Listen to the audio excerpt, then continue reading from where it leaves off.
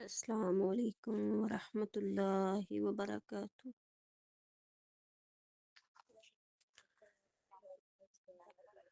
الحمد للہ رب العالمین والصلاة والسلام علی رسولہ الکریم، اما بعد فاعوذ باللہ من الشیطان الرجیم، بسم اللہ الرحمن الرحیم۔ سابقہ لیکچر جو ہے ہم نے پڑھا تعوذ کے بارے میں، اور اس کے بارے میں ہم نے ڈیٹیل سے سمجھ بھی لیا، اور کوشش تھی کہ ہمیں جو ہے وہ شیطان کو کمزور کرنے کے لیے اللہ کا ذکر کتنا کرنا چاہیے، اللہ کا کلمہ بلند کرنا چاہیے، اور اگر آپ تعوذ کو پکڑ لیں گے اور اس پر استقامت اختیار کریں گے تو شیطان کمزور ہو کے مکھی کی طرح چھوٹا ہو جائے گا۔ لیکن وہاں پہ ایک چیز کی کمی تھی کہ ہم نے کچھ مخصوص جو ہے وہ جگہ نہیں بتائی تھی کہ کہاں کہاں پڑھنا ہے۔ اس کے ساتھ ساتھ توجہ طلب بات یہ ہے، جب ہم گھروں کے معاملات میں پریشان ہوتے ہیں، چھوٹی چھوٹی باتوں میں، یا ہم اپنے ہی کسی معاملے کی وجہ سے تب بھی ہمیں پتہ نہیں چلتا، یا بعض اوقات نمازوں کے اندر بھی ہمیں وسوسے آتے ہیں، تو ابھی تعوذ کی تھوڑی سی ڈیٹیل جو ہے اس میں ہم اس بات کو سامنے رکھیں گے کہ ہم نے کس وقت تعوذ کو پڑھنا ہے۔ عثمان بن ابی عاص رضی اللہ تعالیٰ عنہ والی یہ حدیث ہے۔ عثمان بن ابی عاص جو ہیں اللہ کے نبی صلی اللہ علیہ وآلہ وسلم کے پاس آئے اور آ کر عرض کی، اے اللہ کے نبی، مجھے جو ہے وہ نماز میں شیطان بہت وسوسے ڈالتا ہے، اتنے وسوسے ڈالتا ہے کہ مجھے سمجھ نہیں آتی، اور میرا دماغ اس کی وجہ سے الجھ گیا ہے، اور یہ شکایت 2-3 دنوں سے میرے ساتھ بہت زیادہ یہ مسئلہ ہے۔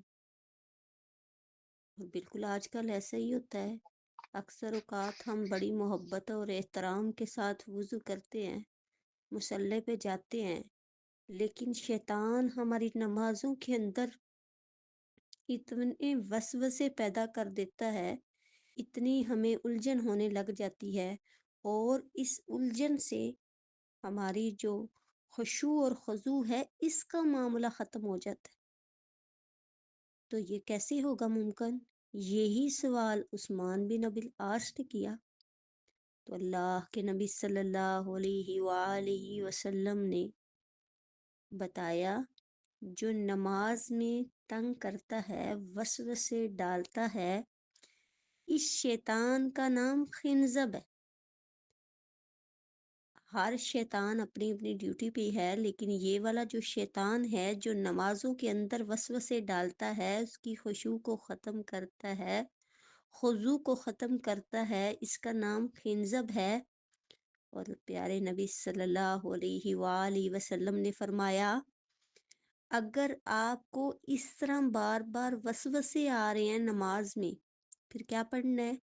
3 بار تعوذ کرو، تعوذ پڑھو، اور 3 بار تھوکو یا ددکارو بائیں سائڈ پہ، یعنی اتنا نہیں تھوکنا کہ آپ کی بالکل جو ہے وہ بہت بڑی تھوک بنا کے تو آپ گرا رہے ہیں، اس طرح نہیں، تھوڑا سا اتنا سا ددکارنا ہے کہ آپ کے لعاب کے کچھ چھینٹے جس طرح سمجھ لے ہلکے سے وہ بائیں طرف ہوں۔ تو عثمان بن ابی العاص فرماتے ہیں کہ اللہ کے نبی صلی اللہ علیہ وآلہ وسلم کا یہ نسخہ جو انہوں نے بتایا، اس پر میں نے 2-3-4 دن مسلسل عمل کیا، اور اللہ پاک نے مجھے اس سے آفاقہ دیا۔ یہ ایک شیطان کا کردار ہے جو آپ کو مختلف اوقات میں تنگ کرتا ہے، تو اس سے بچنے کی، اس کے شر سے بچنے کی تلقین کی ہے۔ تو اب سمجھ آ گئی کہ ہم نماز میں بھی شیطان کے شر سے بچ سکتے ہیں، ہمیں تلقین کس طرح کی گئی ہے۔ اسی طرح ہمیں قرآن پاک کے شروع میں، ابتدا میں بتایا گیا کہ اس سے کس طرح پناہ مانگنی ہے، نماز میں کس طرح پناہ مانگنی ہے۔ اس کے علاوہ ہم نے اگر واش روم جانا ہے، اللہم انی اعوذ بک، پھر بھی ہم نے پناہ مانگنی ہے۔ تو کئی ایسی دعائیں ہیں جن کو ڈیٹیل میں نہیں جا رہی کہ آپ کو بتاؤں، لیکن وہاں پہ شیطان سے بچنے کی، اس کے شر سے بچنے کی تلقین کی ہے۔ اور سب سے بڑی بات، امام ابن قیم نے یہ وجوہات کو بیان کیا ہے کہ شیطان جلدی غلبہ پاتا ہے۔ کب؟ دو چیزوں پر۔ پہلی چیز، شبہ ڈالتا ہے، شک ڈالتا ہے بہت جلدی، اور دوسری چیز شہوت سے۔ یہ دو باتیں ایسی ہیں کہ شیطان فوری حملہ کر جاتا ہے۔ ایک مومن مسلمان پر غلبہ دو باتوں سے ہوتا ہے۔ پہلی بات کہ آپ شبے میں پڑیں گے، شک میں پڑیں گے، اور دوسری بات آپ کو شہوت ہوگی، آپ کو نفسانی خواہش ہوگی، وہ جس طرح کی بھی ہو، لیکن اس کے شر سے بچنے کی تلقین کی ہے۔ لیکن مشائخ نے کچھ اس کے ذکر بھی جو ہیں وہ بھی تاریخ میں قصے ملتے ہیں، قرآن پاک میں بھی ملتے ہیں۔ اشارہ دیتی چلوں کہ جیسے سیدنا یوسف علیہ السلام عزیز مصر کی بیوی نے جب ان پر محبت کا جو اشارہ دیا، اور قرآن پاک نے اس کے الفاظ بھی بیان کیے، وَغَلَّقَتِ الْأَبْوَابَ، اور دروازوں کو بند کیا، تو اس وقت شیطان کی کیا کوشش تھی کہ یوسف علیہ السلام کے پر غلبہ کرے۔ لیکن یہاں پہ بھی یوسف علیہ السلام کو اللہ پاک نے، اب یہاں پہ دو باتیں تھیں، اس میں یہ تھا کہ جو زلیخا ہے اس کے پاس عہدہ بھی تھا، حسن بھی تھا، دولت بھی تھی، ثروت بھی تھی، یعنی سارا کچھ اس کے پاس تھا، اور وہ کدھر تھی؟ گناہ کی طرف مائل کر رہی تھی۔ اور دوسری طرف سیدنا یوسف علیہ السلام کے پاس شباب بھی تھا، جوانی بھی تھی، تنہائی بھی تھی، لیکن کیا کیا؟ انہوں نے اللہ کی پناہ مانگی، انہوں نے کیا کہا؟ معاذ اللہ۔ تو یہاں سے ہمیں ثابت ہوا کہ چاہے ولی ہو، چاہے نبی ہو، تو اللہ کی پناہ سنت ہے، سب نے لی ہے، تو اس کا مطلب ہے ہمیں بھی لینا، اور شیطان کے شر سے بچنا ہمارے لیے بھی اتنا ہی ضروری ہے۔ اس کا دوسرا اشارہ سیدنا مریم علیہ السلام کا قصہ، جو اپنے اہل و عیال سے تنہائی اختیار کر گئی، جبرائیل امین کو اللہ پاک نے انسانی شکل میں بھیجا، وہاں بھی سیدنا مریم علیہ السلام کیا فرماتی ہیں؟ اعوذ بالرحمن، وہاں بھی کیا کیا؟ پناہ مانگی رحمان کی، شیطان سے بچنے کے شر سے۔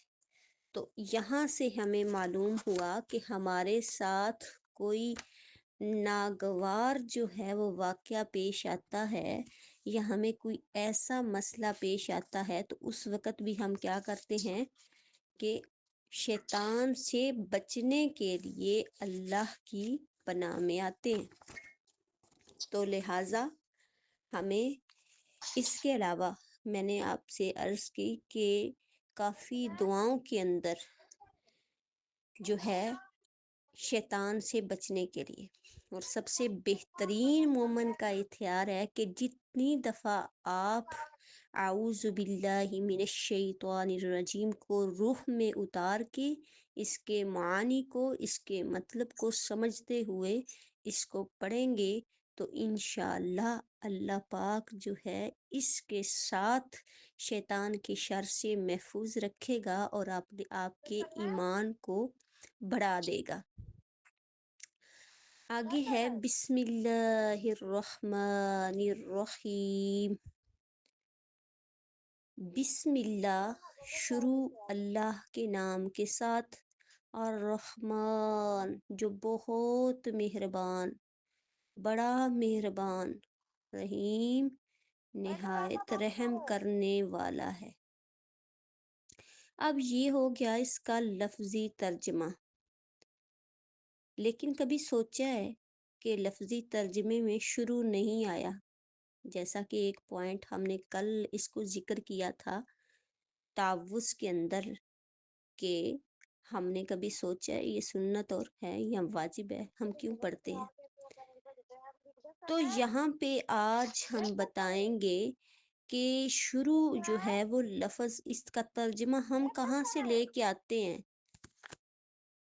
چناؤ کیا جاتا ہے آپ کے لیے، اور اگر آپ اس پہ توجہ نہیں دیں گے تو جو ہے وہ آپ کے لیے اور دوسروں کے لیے یہ ضرر کا باعث بنے گا۔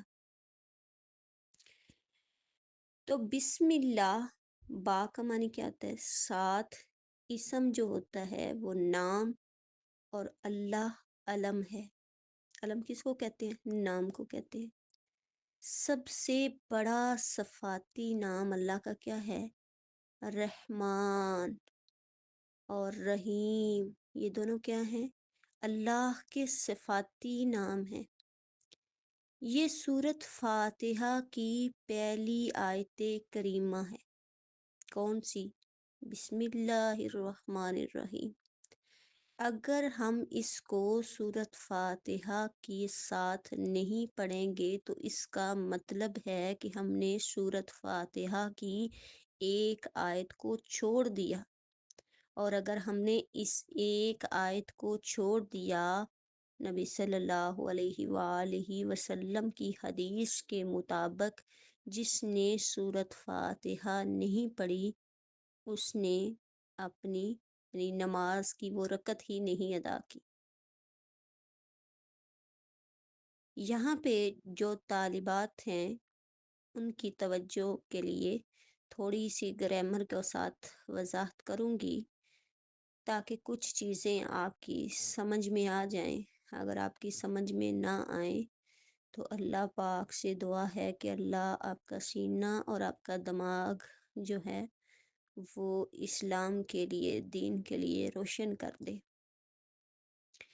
با کا لفظ لیتے ہیں ہم، با حروف جر ہوتا ہے، اور اسم جو ہے وہ مجرور ہے، اور چار مجرور جب اکٹھا آتا ہے تو وہ متعلق لازمی ہوتا ہے، یا تو متعلق فعل کے ہو جاتا ہے، اگر فعل سامنے موجود نہیں ہوتا تو پھر وہ محذوف معنی کوئی نکالتا ہے، یا پھر وہ مفعول یا کسی کے متعلق لازمی ہوتا ہے۔ لیکن یہاں پہ ہم بتائیں گے کہ جر مجرور جو ہے یہاں پہ معمول ہے اور یہاں پہ محذوف ہے۔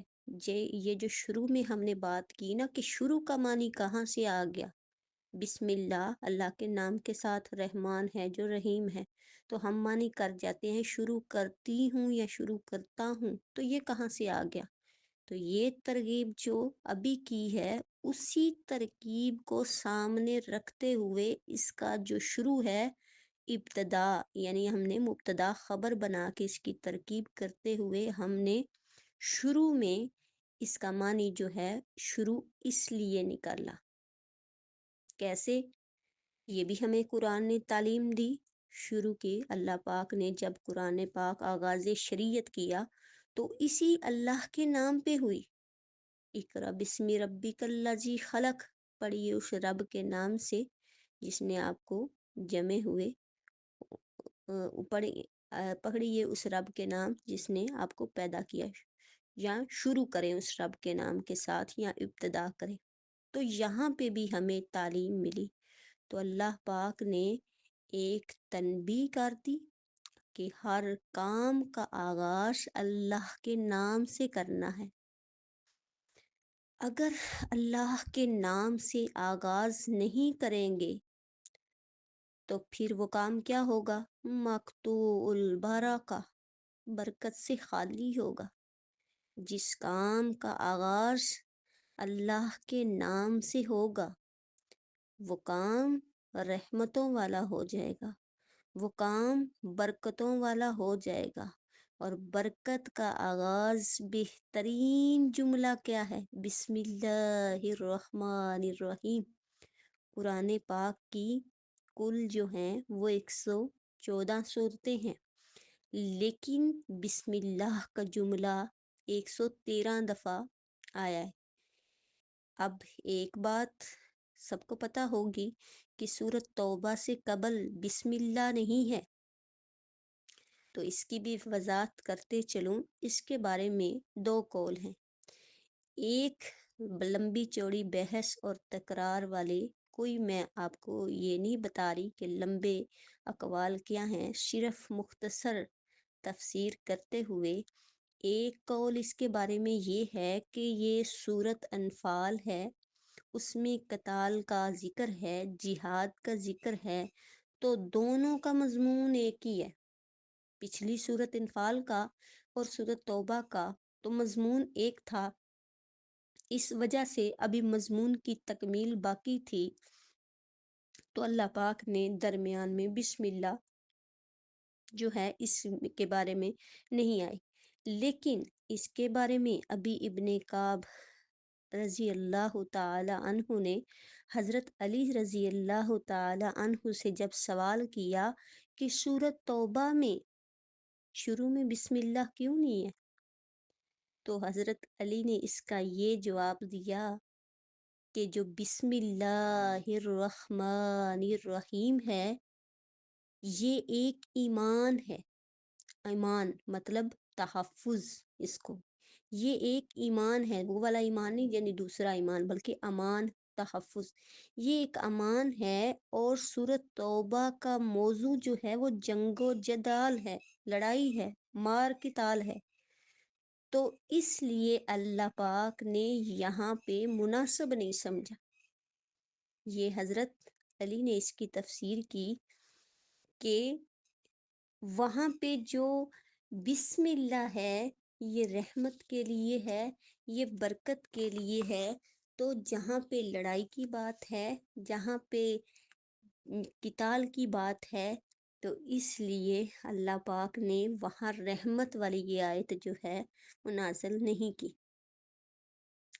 تو ایک جگہ پہ اور، یعنی اب سورۃ نمل کے درمیان میں یہ موجود ہے، جب ملکہ بلقیس کو سیدنا سلیمان علیہ السلام نے خط لکھا تو اس میں بسم اللہ الرحمن الرحیم، تو یوں جو ہے یہ والی جو بہترین آیت ہے بسم اللہ الرحمن الرحیم، یہ برکت والی آیت ہے، تو یہ قرآن پاک کی صورتوں میں کل قرآن پاک میں 114 بار آئی۔ رحمان اور رحیم، رحمان جو ہے وہ اصل میں کیا ہے؟ صفاتی نام ہے اللہ کا، رحیم بھی صفاتی نام ہے۔ اور ہم کیا پڑھتے ہیں؟ بسم اللہ، شروع اللہ کے نام کے ساتھ، جو رحمان ہے اور جو رحیم ہے۔ اب یہاں پہ قرآن پاک کے اندر خالق کائنات کے تمام، اب کچھ ایک بات یہ بھی ہے، کبھی ہم نے سوچا ہے کہ سب سے پہلے بسم اللہ کے اندر ایک لفظ اللہ ہے، شروع اللہ کے نام کے ساتھ، اور بہت ہی اللہ پاک کا جو سب سے خوبصورت ترین نام ہے، جس کا کائنات میں کوئی معنی نہیں سمجھ سکا، چاہے جتنا مرضی کوئی سائنسدان آ گیا، کوئی عالم آ گیا، کوئی مفسر آ گیا، کوئی ولی آ گیا، کوئی جتنا مرضی آ گیا، لیکن اللہ کے معنی کو اس کی ابد سے ازل تک اس کو نہیں سمجھ سکا۔ تو بسم اللہ برکت والی آیت کے اندر سب سے پہلے اللہ کا نام آیا، اس کے بعد اللہ کا یہ جو اس کا اللہ کا ایک علم آیا جو اللہ کا ذاتی نام ہے، یعنی کسی سے بالکل اٹیچ نہیں، یہ اللہ کے صفاتی نام ہے، رحمان اور رحیم، یہ کیا ہے؟ اللہ کے صفاتی نام ہے۔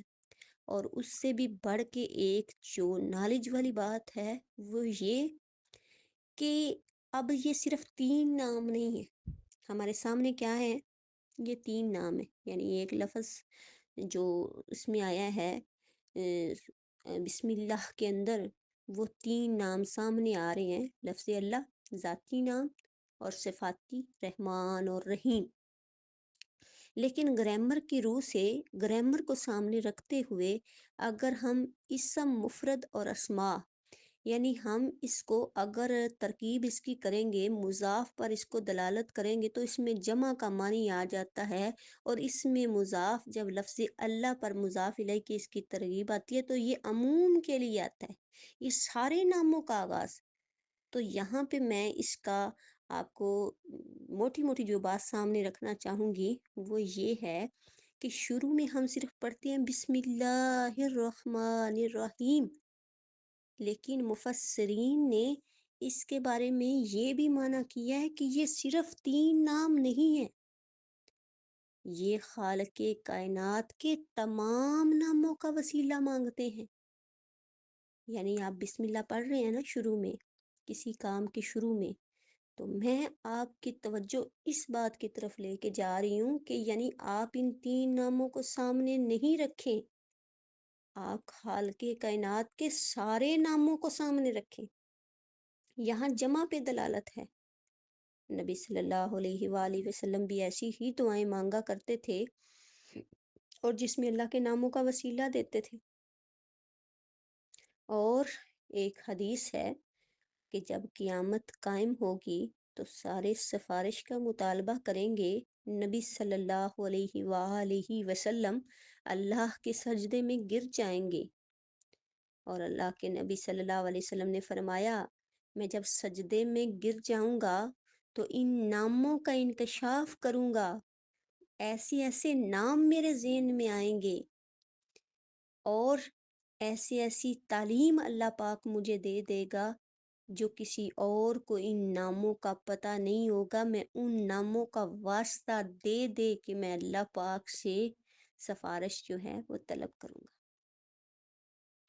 تو اصل میں جب ہم بسم اللہ بھی پڑھتے ہیں تو ہمارے ذہن ہی وہاں تک نہیں پہنچتے کہ میں بسم اللہ کہہ کے کہ میری ادھر میرا یقین ہے، میرا خلوص ہے، میری توجہ ہے، کیا مراد ہے بسم اللہ سے؟ اگر ہم بسم اللہ کو اس کے معنی کے ساتھ، اس کے مفہوم کے ساتھ، اس کے مطلب کے ساتھ اور اس کے یہ بات ذہن میں رکھ کے کہ ہم اتنی بڑی ہستی کے سارے ناموں کو کا نام لے کے ہم شروع کر رہے ہیں، فرض کیا آپ کوکنگ کرنے لگی ہیں اور آپ ہنڈیا بنا رہی ہیں اور آپ شروع میں کہہ دیتی ہیں بسم اللہ، یعنی میرے اتنے مہمان آ رہے ہیں اور میرا اتنا سا کھانا ہے، نہ بھی مہمان آ رہے ہوں ویسے ہی بسم اللہ الرحمن الرحیم پڑھ کے شروع کرتے ہیں، تو آپ یقین جانیے کہ آپ کی ساری ہنڈیا میں اللہ برکت فرما دے گا۔ تو اسی طرح کوئی بھی کام ہے تو اللہ کے جو صفاتی نام ہیں اور اللہ تعالیٰ نے سب سے جو بڑا نام ہے وہ لے کے، یعنی بسم اللہ اللہ پاک کا کیا ہے؟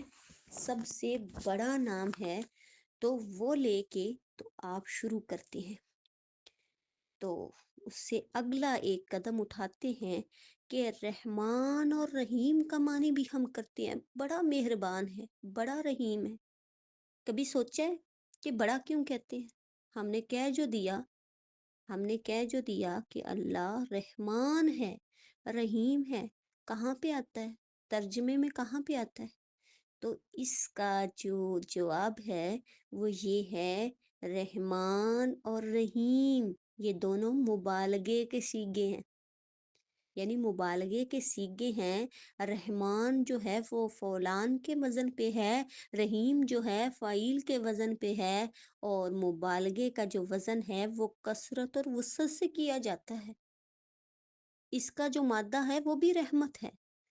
دونوں میں فرق یہ ہے، اور اس میں اس کے معنی میں بڑا مبالغہ اس کی وجہ ہے کہ ہم اس کو پڑھتے ہیں بڑا مہربان ہے، نہایت رحم کرنے والا ہے۔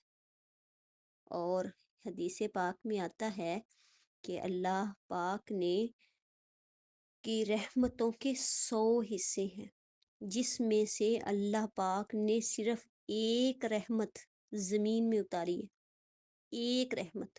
اور اس ایک رحمت کی وجہ سے ماں بچے سے پیار کرتی ہے، سارے والدین بچوں سے پیار کرتے ہیں، رشتہ داریوں میں جو محبتیں، جو پیار، جو سلوک جتنا بھی ہے، یہ اللہ کی ایک رحمت کی وجہ سے۔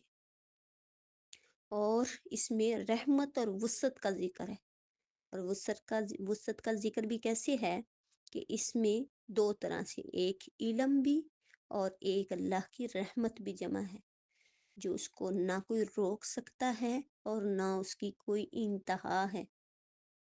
اور اللہ کی رحمت کا معاملہ یہ ہے کہ اللہ نے فرمایا جو میری رحمت ہے سبقت غضبی، وہ میرے غصے پر سبقت لے گئی۔ نبی صلی اللہ علیہ وآلہ وسلم کی بعثت سے پہلے دنیا بربادی کے کنارے پر تھی، جیسا کہ قرآن پاک نے بھی ایک آیت میں فرمایا وَكُنْتُمْ شَفَا حُفْرَةٍ مِّنَ النَّارِ فَانْقَذَكُمْ، کہ آپ تباہی کے کنارے پر تھے، گڑھے پر تھے۔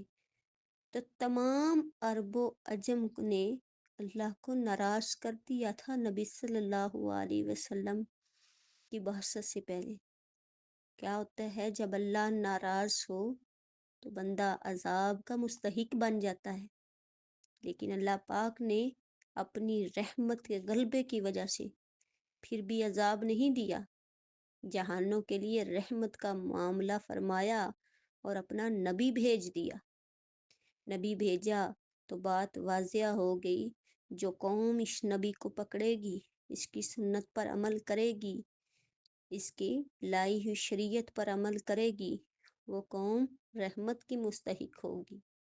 اور جو قوم اس نبی کے شریعت کو چھوڑے گی اور ان کی سنتوں کو چھوڑے گی، کہ بتائے ہوئے طریقوں کو چھوڑے گی، تو وہ پھر غضب کی مستحق ہوگی۔ تو اسی کے ساتھ ساتھ جب ہم کوئی بھی کام کرنے لگیں تو رحمتوں والا کام، برکتوں والا کام، اور تسلی کے ساتھ، اور اسی طرح پڑھنا ہے بسم اللہ الرحمن الرحیم، اور اس کو چھوٹا نہیں سمجھنا، جیسا کہ کل بتایا تعوذ کے بارے میں۔ جب ہم ایسے کلمات بولتے ہیں تو ہم کیا سمجھتے ہیں کہ یہ بڑی تیزی سے گزر جاتے ہیں، اور کبھی اس جملوں کو اہمیت کبھی نہیں دی۔ تو ایسے مشائخ کے ڈھیروں ڈھیر واقعات ہیں کہ اگر اب یہ سوچ آتی ہے، ہم اکثر قصوں میں پڑھتے ہیں کہ ایسا کیا تو ایسا ہو گیا، ایسا کیا۔ بات صرف ایمان کی ہے۔ اگر آپ کا ایمان اور آپ کا یقین صرف بسم اللہ پہ پختہ ہو جاتا ہے، آپ سمجھ لیتے ہیں یہ اللہ کا میں ذاتی اور صفاتی نام لے کے یہ کام شروع کر رہی ہوں، تو اس کے ساتھ اللہ کتنی رحمتیں جو ہیں وہ نازل کرے گا، اللہ کتنی برکتیں نازل کرے گا۔ جیسا کہ قرآن پاک شروع کرنے سے پہلے اگر آپ یہ دونوں آیات کو، دونوں کو، اعوذ باللہ کو، تعوذ کو، تسمیہ کو، اس کا حق ادا کرتے ہوئے تلاوت شروع کریں گے تو انشاءاللہ اللہ پاک اس کے صدقے میں آپ کو ہدایت سے نوازے گا۔ لیکن جیسے ہی ہم قرآن پاک کھولیں، ہمیں اس کے معنی کا بھی نہیں پتہ، اور ہمیں معنی کا پتہ ہو لیکن ہماری سوچ بھی نہیں جاتی، اتنی رحمت، اتنی برکت اس کے لیے۔ تو اس لیے ہمارے جو انداز ہیں اور ہماری جو نیتیں ہیں وہ صرف ہماری زبانوں تک محدود ہو گئی ہیں۔ ہمارے دلوں میں اور ہمارے دماغوں میں وہ معنی نہیں پہنچے۔ ہم اسی لیے اپنے بچوں کو دین نہیں سکھا سکتے، کیونکہ ابھی ہم خود ڈاؤٹ میں ہیں، ابھی ہمیں خود نہیں پتہ۔ اللہ کا نام آئے تو ہم سب کو کیا ہونا چاہیے کہ خاموش ہو جانا چاہیے کہ اللہ کا نام آیا ہے، لیکن ہمارے دل پتھر ایسے ہو گئے ہیں کہ یہاں تو اللہ کا قرآن پڑھا جا رہا ہوتا ہے، لیکن ہمیں پھر بھی اس کی تمیز اور نہیں ہوتی کہ ہم اس کو سن لیں۔ اور میں اس کے ساتھ ساتھ ایک بات کرنا چاہوں گی، میں بڑی حیران ہو رہی تھی کہ جو لوگ دورہ تفسیر سے یا قرآنی گروپ کو لیفٹ کرتے ہیں، انہیں اللہ کے عذاب سے ڈر کیوں نہیں آتا؟ بڑی گہرائی والی بات ہے۔ اگر آپ کوئی بھی دینی کام، اگر آپ اس سے دور ہو رہے ہیں، اپنے ایمان کو چیک تو کیجئے، کیا مسئلہ ہے؟ ڈر کیوں نہیں آتا؟ ہو جائے موبائل خراب ہو جائے، میموری کا ڈر ہے؟ کس چیز کا ڈر ہے؟ موبائلوں کا خطرہ ہے، لغویات اور فحاشی اور باقی چیزوں سے موبائل بھرے پڑے ہیں، دینی مواد سے آپ کا موبائل خراب ہو جاتا ہے، ہینگ ہو جاتا ہے۔ اگر آپ اپنے موبائلوں کی قربانی بھی اس دین کے لیے نہیں دے رہی، تو سوچئے گا ضرور سچے مسلمان ہیں، پکے مسلمان ہیں۔ رمضان المبارک تو ایسا مقدس مہینہ ہے، اگر آپ اپنا ایک ایک لمحہ بھی دنیا کو چھوڑ کے دین پہ لگائیں تو وہ بھی کم ہے، کیونکہ سانسوں کا پتہ نہیں کب یہ سانس جو ہے وہ آپ کی چلی جائے۔ تو اگر آپ 1.5-2 گھنٹہ تفسیر سن لیں گی، آدھا گھنٹہ لیکچر سن لیں گی، تو آپ کی زندگی میں اللہ پاک نے اس کے ذریعے پتہ نہیں کتنی رحمتیں اور برکتیں نازل کرنی۔ تو صرف اور صرف مسئلہ کیا ہے کہ ہمارا ایمان جو ہے نا، وہ اس حد تک ہے کہ ہم جو ہے وہ قرآن و حدیث کو برداشت نہیں کر پاتے۔ ہمارا زیادہ تر جو جھکاؤ ہے وہ شیطانی باتوں کی طرف ہم دیر پا رہتے ہیں، اور سنت اور قرآن و سنت سے ہم دور ہوتے جا رہے ہیں۔ تو میری اللہ سے دعا ہے کہ ہم نے تعوذ کو اللہ کی پناہ لیں سارے ہی، اور دن میں یہ نہیں سوچا کریں کہ میں یہ کر رہی ہوں تو اس لیے یہاں پہ موقع تھا یا محل تھا۔ واش روم میں جاتے وقت تعوذ اللہم انی اعوذ بک من الخبث والخبائث، اٹھتے بیٹھتے اسی طرح اپنے بچوں کو کلمات سے، یعنی آپ ان کلمات سے پناہ دے سکتے ہیں، آپ نمازوں کے اندر، تشہد کے اندر، دعاؤں کے اندر پڑھ سکتے ہیں۔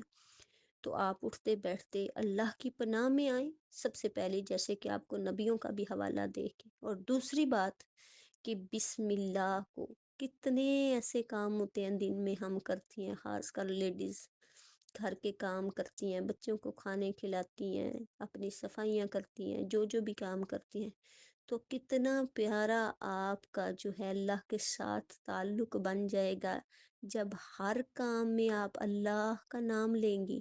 اور یقین کریں کہ اگر آپ کا نام وہ دل سے نکلا ہے نا، اللہ کا نام دل سے نکلا ہے، تو میں دعوے سے کہتی ہوں وہ رب راضی ہو جائے گا، جس کا نام لے کے آپ ٹھنڈی آہیں اور صدائیں آپ سے دل سے نکلیں گی۔ تو انشاءاللہ میری اللہ سے دعا ہے کہ ہم اللہ پاک کو اسی طرح پکاریں کہ اللہ ہم سے راضی ہو جائے۔ ہم اللہ کا نام اسی طرح لیں، مخلص ہو کر، توجہ کے ساتھ، خالص ہو کر، کہ ہمارے سارے اللہ گناہوں کو معاف کر دے۔ سبحانک اللہم و بحمدک، نشہد ان لا الہ الا انت، نستغفرک و نتوب الیک۔ السلام علیکم۔